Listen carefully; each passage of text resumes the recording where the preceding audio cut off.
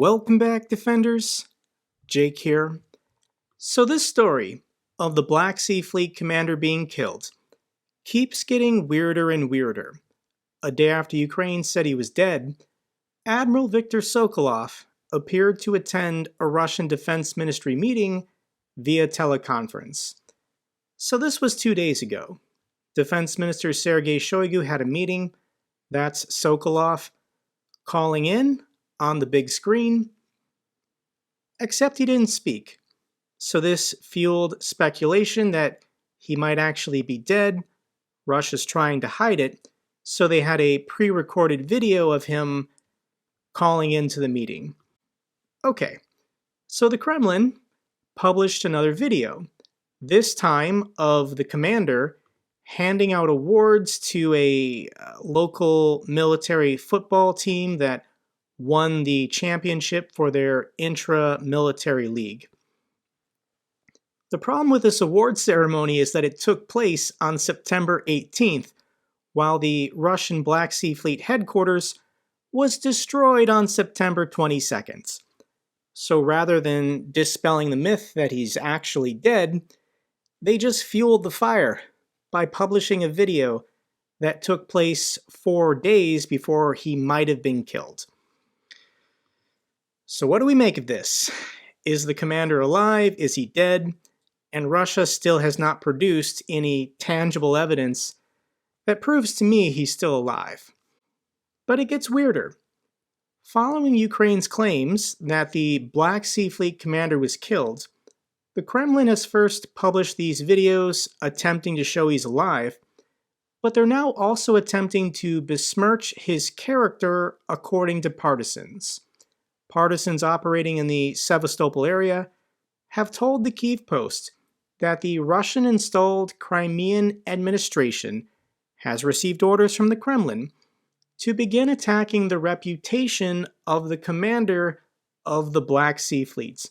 The order comes from Moscow on the need to spread rumors that the commander of the Black Sea Fleet conspired with Ukraine to destroy its headquarters. So the partisans in Sevastopol could be wrong, this could be bad information, but this kind of seems like something Russia would do. Their Black Sea Fleet commander has been killed. They're pretending like he's still alive. They're now trying to discredit a dead man so that they can replace him with someone else who's not dead. This is crazy. This is insane. But given everything Russia has done the last year and a half, this is entirely possible until the Kremlin produces evidence that this isn't what they're actually doing. We also need to follow up on the story of Johnny Miller. In my video from 4 days ago, I showed you a clip because it was amazing that this guy who spoke perfect English was recording video in the harbor of Sevastopol at the exact moment of the attack on the Black Sea Fleet headquarters. And Johnny wants to present himself as a British journalist based in Moscow, when in reality he works for Press TV. Press TV is an Iranian state-owned news network, and he frequently contributes also to RT News, which is Russia's state propaganda network for English speakers. So even though he has British citizenship, he's actually Iranian, but he doesn't want to mention that anywhere on his profile. And this was some pretty incredible video that he took in the harbor. It's a bizarre scene.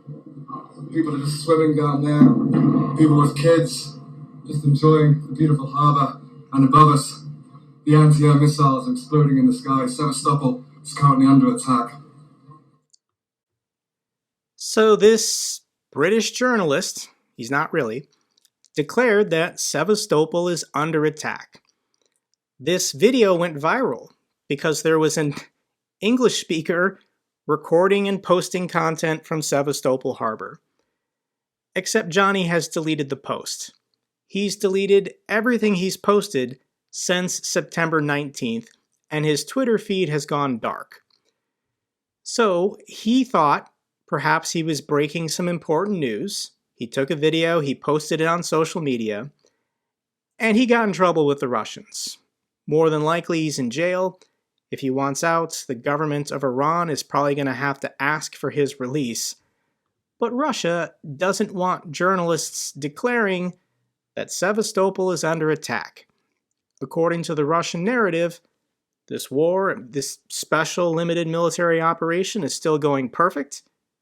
Sevastopol is fine. Definitely, the Black Sea Fleet commander is still alive. No problems. So let's check in with Kremlin State TV about their tremendous military successes. I know you guys haven't heard Olga's voice in a while, so let's actually listen to what Olga has to say. Но российские вооруженные силы продолжают абсолютно филигранно работать. Почему филигранно? Российские войска нанесли удар по морскому вокзалу и гостинице Одесса. Сообщений о пострадавших или погибших нет. Речь идет о том, что российская армия уничтожает исключительно военные инфраструктурные объекты. Мирные граждане, простые, не погибают. Также известно, что в той самой 19-этажной, прекрасной, как пишут украинцы, гостинице проживали наемники. Ночью туда прилетело.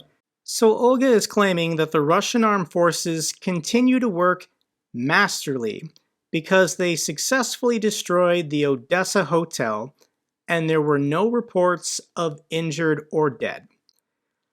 The Russian military can't do anything on the ground. All they can do is launch these kamikaze drones and missiles, and they want pictures and videos to show their people that they're doing something. So they blew up the empty Hotel Odessa. Russia is claiming this was some kind of NATO command where NATO mercenaries were living. But no, I don't think NATO soldiers would choose to live in the most obvious and most dangerous place to live in the city of Odessa. The truth is, this hotel was abandoned. Russia wasted some $1 million missiles to blow up an empty hotel, and then they brag about it on Kremlin State TV because their ground forces can't accomplish anything. So let's check in with Shoigu and what's he saying during his meetings. This was an interesting admission from him. Let me read this for you. Such cynical actions by the West and their henchmen in Kyiv are only pushing Ukraine towards self-destruction. In these circumstances, we continue to build up the combat power of the armed forces. I want to point out that during Russia's defense ministry meeting, they have B-roll footage running in the background of them making artillery shells. Does that seem normal? In particular, by supplying modern weapons and improving the training of troops, taking into account the experience of the special military operation, the consistent implementation of the measures in the action plan until 2025 will make it possible to achieve the planned goals. So there's Shoigu saying for the first time that this special limited military operation is still on schedule, and it's going to last until 2025. December 2025 is almost 2.5 years from now, and this is what the Russian military is now telling their people. But in reality, Russia's going to lose this war. According to UK's defense ministry, new Russian offensive unlikely in the coming weeks. Unlikely in the coming weeks or even the coming months, Russia is spent.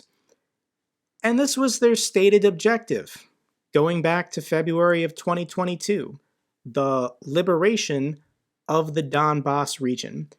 Russia, according to their constitution, legally annexed the Donetsk Oblast, and the Russian military is nowhere near the borders of Donetsk. They're never going to take the city of Zaporizhia, 700,000 people. They lost the city of Kherson. They have no way of getting back across this river, ever. So no, I don't think Russia is going to achieve the objectives of their special military operation by 2025. Russia might collapse by 2025. We have machine guns from 1985. Russian soldier slams Putin over dire weapons situation.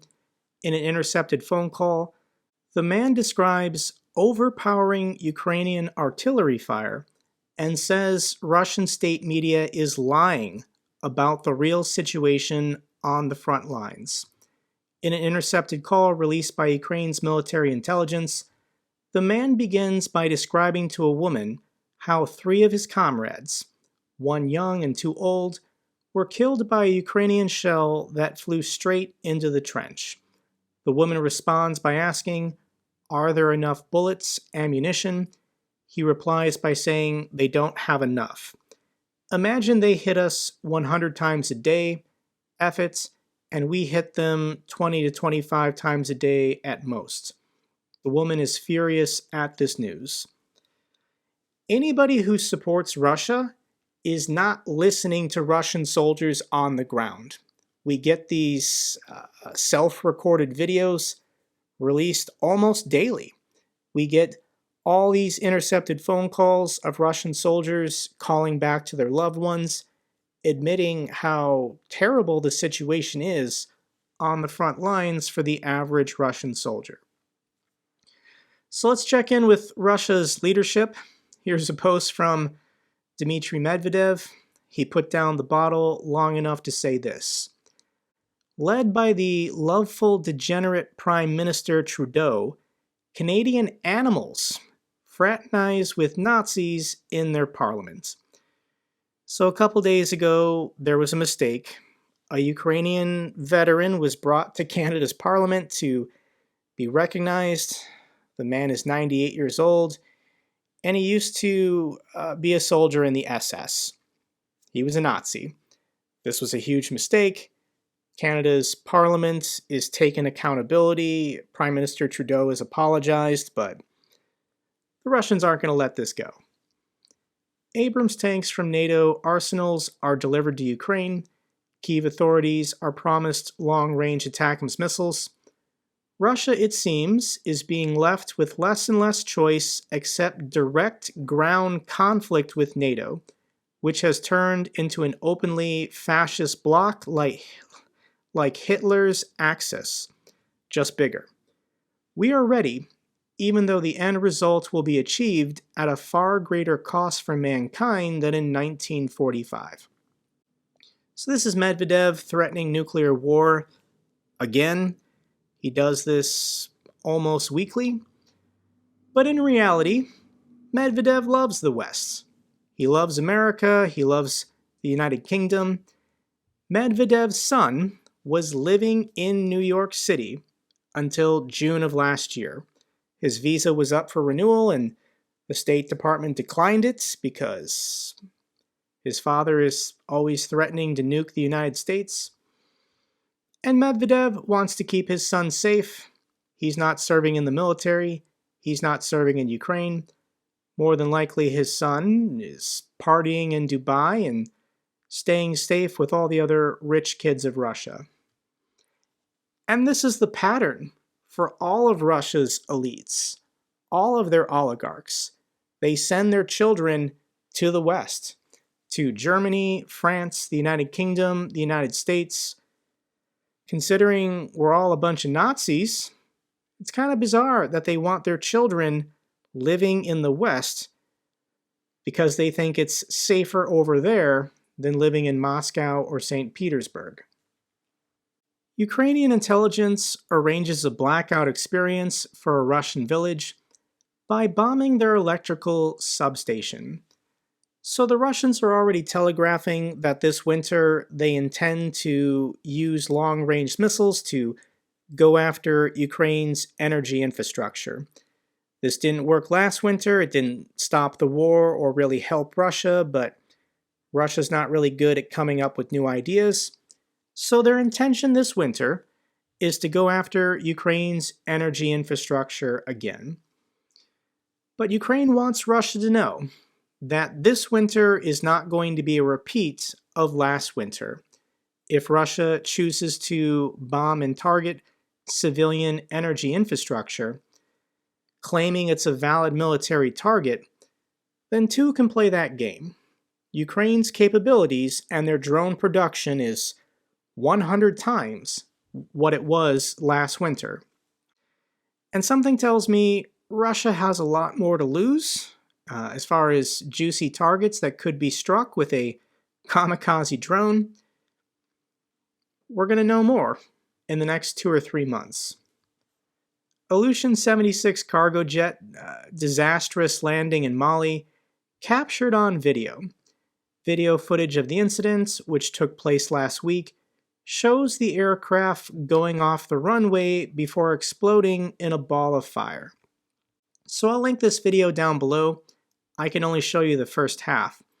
But this is a Russian Ilyushin 76 plane operated by the Wagner group in Africa, trying to land in Mali, but the pilots went too late on the runway. It wasn't enough time for the plane to slow down. Once it goes off the runway, it hits the dirt and then flips over and blows up. Huge fireball. If you want to see it, I'll link it down below. This is all that remains of this Russian plane and the Wagner soldiers that were flying it.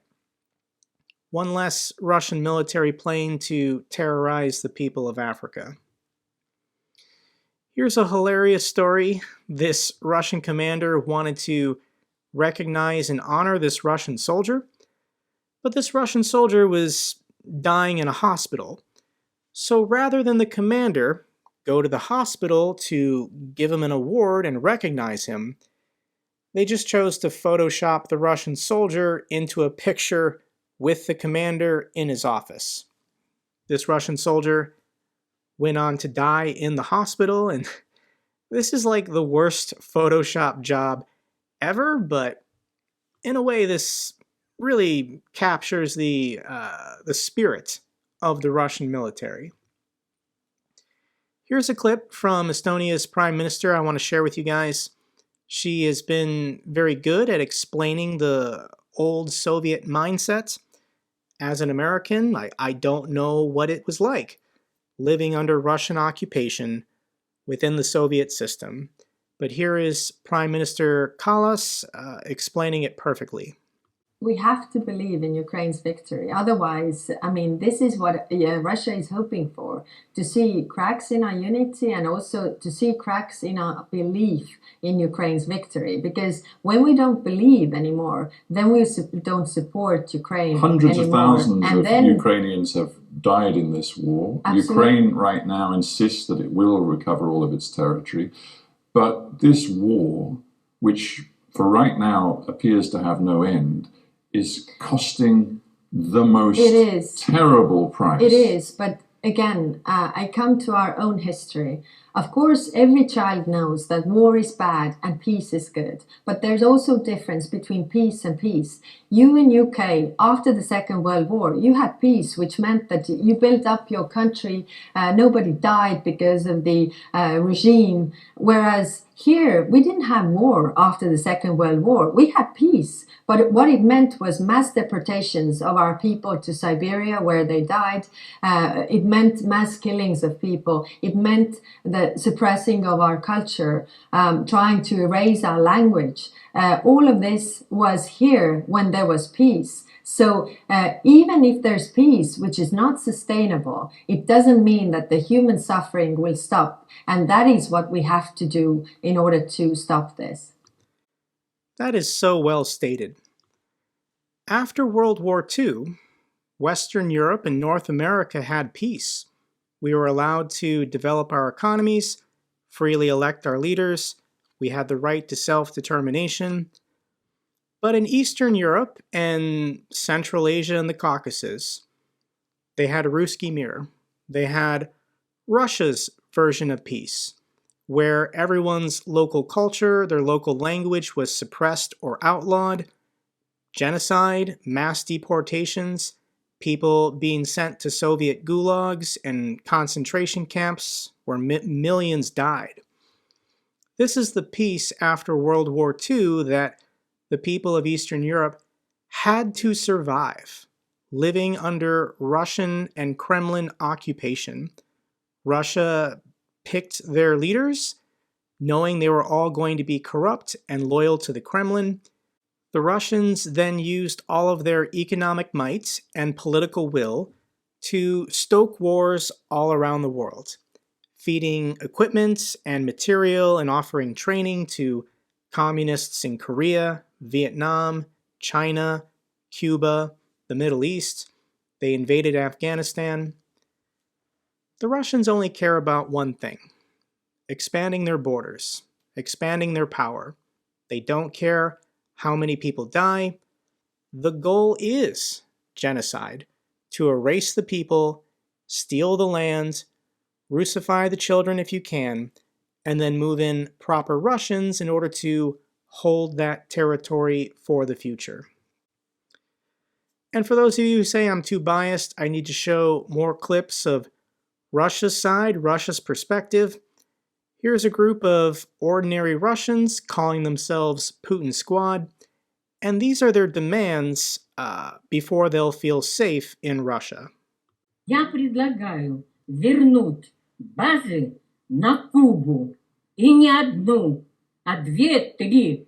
Вот тогда будет мир. Выбора нет. Кажется, пора вернуть Аляску России. Наши корабли должны патрулировать все берега Америки. Тогда я буду спать спокойно. И не только я. Чтобы эффективно противостоять фашизму, надо наладить военные отношения с Мексикой, чтобы этот фашизм не распространился дальше. Надо создать военный союз с Мексикой. Пока не сменится власть в Канаде, мы должны заблокировать выход в Северный Ледовитый океан этой стране. Поскольку в Америке выборы нечестные, поэтому они не смогут противостоять такой силе фашистской, которая по всему миру распространяется. И мы хотели бы все это остановить. Мы из отряда Путина. Мы за мир. И дружбу эту пронесем по всему свету. Мы спасем Северную Америку от фашизма. Да! So this ordinary group of Russians calling themselves Putin Squad, they're demanding that Alaska be given back to Russia. They want Russian military bases in Cuba and Mexico, and they want to block off Canada's access to the Arctic Ocean. This is their list of demands before they will feel safe in Russia. And they're willing to send as many sons and grandsons that they have in Putin's wars of imperialism until they get Alaska back. Let's get to the good news for Ukraine. Norway to donate $92 million in humanitarian aid to Ukraine. Thank you so much, Norway. Lithuania transferred to Ukraine a batch of radar equipment for tracking the sea area. Thank you so much, Lithuania. Bulgaria, their new pro-Ukrainian government, has decided to send old S-300 air defense missiles to Ukraine. The missiles being sent are damaged and they can't repair them, but Ukraine has the necessary knowledge to repair these missiles. Thank you so much, Bulgaria. Final feel-good clip put out by Ukraine's Ministry of Defense showing that morale is high. They are going to play music, so if YouTube blocks it on copyright grounds, I'm sorry. I'll link it down below. But I am going to attempt to play this clip for you.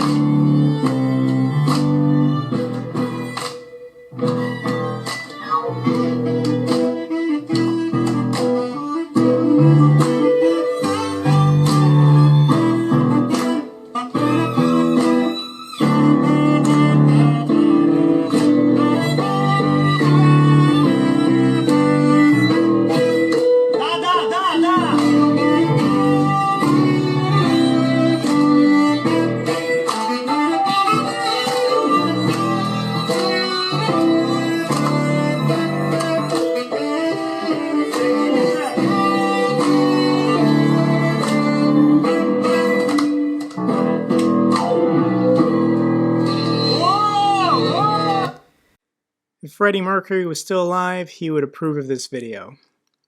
That's all for this update video. Glory to Ukraine, glory to the heroes. If you found this video informative, give me a thumbs up. Best way to support the channel. Comments and questions, let me know down below. I love hearing from you guys. Till the next video, keep defending the truth, keep defending democracy.